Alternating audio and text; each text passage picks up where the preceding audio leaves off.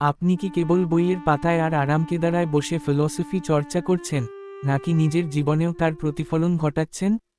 বর্তমান সময়ে যখন সবাই এআই এর ব্যবহারকে স্রেফ অলসতা বলে উড়িয়ে দেয়, তখন তারা ভুলে যায় যে প্রকৃত মেধা লুকিয়ে থাকে প্রম্পট ইঞ্জিনিয়ারিং এবং ডকুমেন্টেড রিয়ালিটির অগভীরতায়। আজ আমরা পর্দা উন্মোচন করব সেই সব আর্মচেয়ার ক্রিটিক্সদের আসল চেহারার এবং জানব কেন হাজারো তথ্যের ভিড়েও আমাদের জীবনে প্রকৃত উইজডমের এত অভাব, যেখানে এআই মানুষকে রিপ্লেস করতে নয়, বরং অগমেন্টেড ইন্টেলিজেন্স হিসেবে আমাদের দক্ষতাকে বহুগুণ বাড়িয়ে দিতে এসেছে। মানুষের সহজাত প্রবণতা হল জীবনকে সহজ করতে বিভিন্ন ফিলসফির আশ্রয় নেওয়া। জীবনযুদ্ধের কঠিন সময়ে কিংবা মানসিক অস্থিরতায় ফিলসফি অনেক ক্ষেত্রে একটি কোপিং মেকানিজম হিসেবে কাজ করে।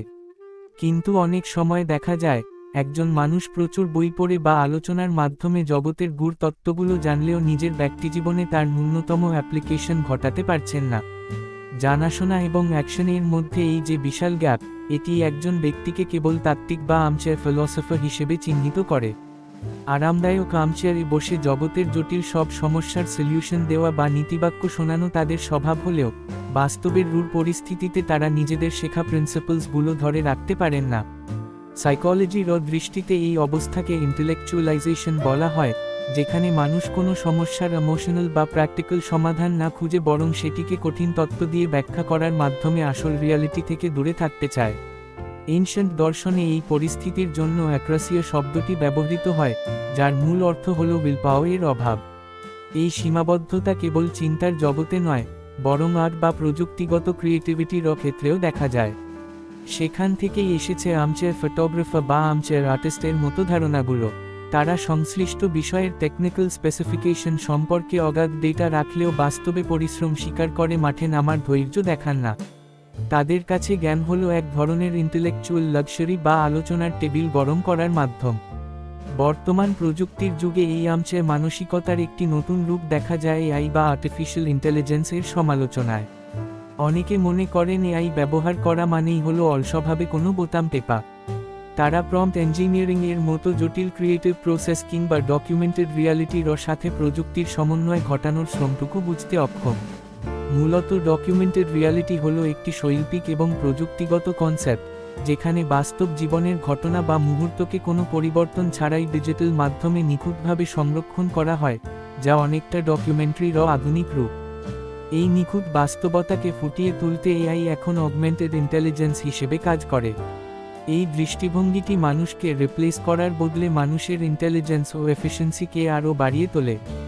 একজন দক্ষ ক্রিয়েটর এই প্রযুক্তির সহযোগিতায় একটি সুসংগত ইন্টেলেকচুয়াল আর্কিটেকচার তৈরি করেন, যা তথাকথিত সমালোচকদের বোঝার ঊর্ধ্বে।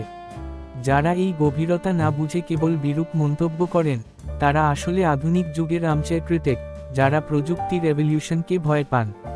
তবে এখানে অ্যামেচার বা শৌখিন ব্যক্তির সাথে আর্মচেয়ার ব্যক্তিত্বের একটি সূক্ষ্ম কিন্তু গভীর পার্থক্য রয়েছে। একজন অ্যামেচার হয়তো প্রফেশনাল নন, কিন্তু তিনি কাজটিকে প্যাশন দিয়ে ভালোবাসেন এবং সীমিত সাধ্যের মধ্যেই তা চর্চা করার চেষ্টা করেন। তার এক্সপিরিয়েন্স অর্জিত হয় ভুল এবং সরাসরি ইনভলভমেন্টের মাধ্যমে। অন্যদিকে, একজন আর্মচেয়ার ব্যক্তিত্ব কেবল ইনফরমেশনের ওপর ভিত্তি করে বিশেষজ্ঞের মতো ওপিনিয়ন দেন, যেখানে কাজের চেয়ে নিজেকে জাহির করার প্রবণতা বেশি থাকে। প্রকৃত উইজডম কেবল ডেটা সংগ্রহের মধ্যে সীমাবদ্ধ নয়, বরং সেই তথ্যের বাস্তব ইমপ্লিমেন্টেশনই জ্ঞানের সার্থকতা প্রমাণ করে।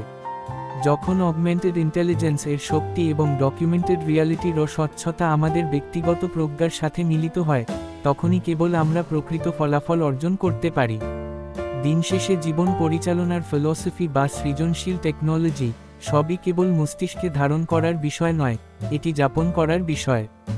বাস্তব এক্সপিরিয়েন্স এবং প্রয়োগহীন জ্ঞান অনেকটা সেই পালের মতো, যা নৌকায় লাগানো থাকলেও বাতাসের অভাবে তাকে এক চুলো সামনে এগিয়ে নিতে পারে না। ভিডিওটি ভালো লেগে থাকলে অবশ্যই লাইক দিন, সাবস্ক্রাইব করুন এবং বেল বাটনটি বাজিয়ে দিন যাতে আমাদের পরবর্তী কোনো আপডেট মিস না হয়। আর আপনার বন্ধুদের সাথে ভিডিওটি শেয়ার করে তাদেরও এই বিষয়ে জানার সুযোগ করে দিন।